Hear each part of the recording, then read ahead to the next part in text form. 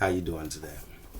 My name is Anthony, by the way. I'm reporting live from my laundry room because I have kids, I guess. But anyway, um, today I'm doing a TED talk on basically Burkina Faso's the defense force and the Human Rights Watch. Yeah. Okay, so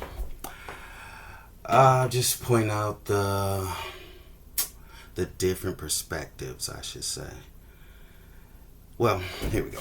It says, so here's the deal. I looked at two articles about Burkina Faso, one from the Human Rights Watch and one from the African Defense Forum.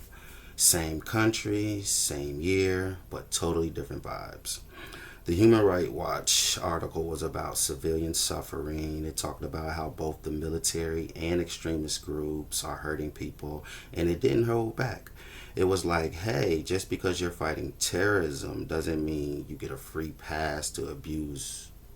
So anyway, that's their whole thing. They're an independent watchdog group, so their bias leans towards protecting vulnerable people and calling out governments. Right? Then I read in the African Defense Forum piece. It was more like the government is doing what it has to do to fight terrorism, whatever that means. Its focus was more on security and stability, and it didn't really question the military's actions. That outlet is backed by the U.S. military, so their bias leans towards supporting allies and justifying defense strategies. Um, Key contrast to this is one article frames the military as a threat to civilians, while the other frames the military as a hero fighting chaos. Depending on which one you read, you walk away with a totally different idea of who the good guys are. Okay, now let's talk about bias. The Human Rights Watch article shows advocacy bias. It focused on human rights, so it highlights abuses and pushes for reform. The African Defense Forum article shows institutional bias. It's tied to the U.S. military, so it tends to defend allied governments and downplay criticism. Like, who does that? Anyway, now who owns these outlets? Human Rights Watch is an independent NGO funded by donations and foundations. It has a reputation for investigative reporting and advocacy, especially in conflict zones. That ownership structure encourages transparency but also leans towards highlighting state abuses.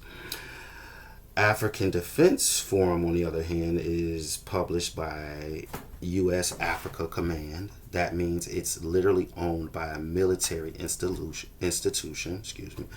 Its content reflects strategic interests, and it's more likely to justify government crackdowns if they align with counter-terrorism goals.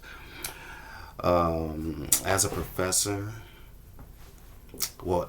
as Professor Sarah Kalin explained in our Media Ownership and Bias lecture in ICT 200 and 202, ownership shapes narrative. Whether it's a nonprofit or a defense agency, the people funding the outlet influence what gets covered and how it's framed.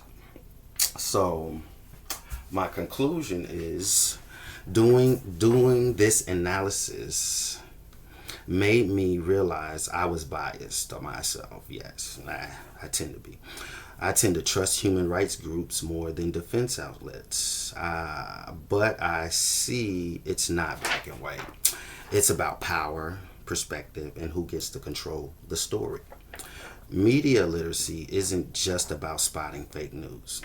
It's about asking deeper questions. Who owns this outlet? What's their agenda? Are they trying to inform me, persuade me, or protect someone's reputation?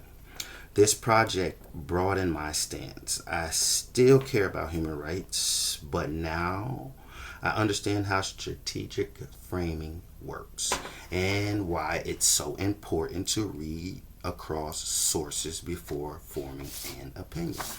Again, I'd like to thank y'all for your time, the opportunity.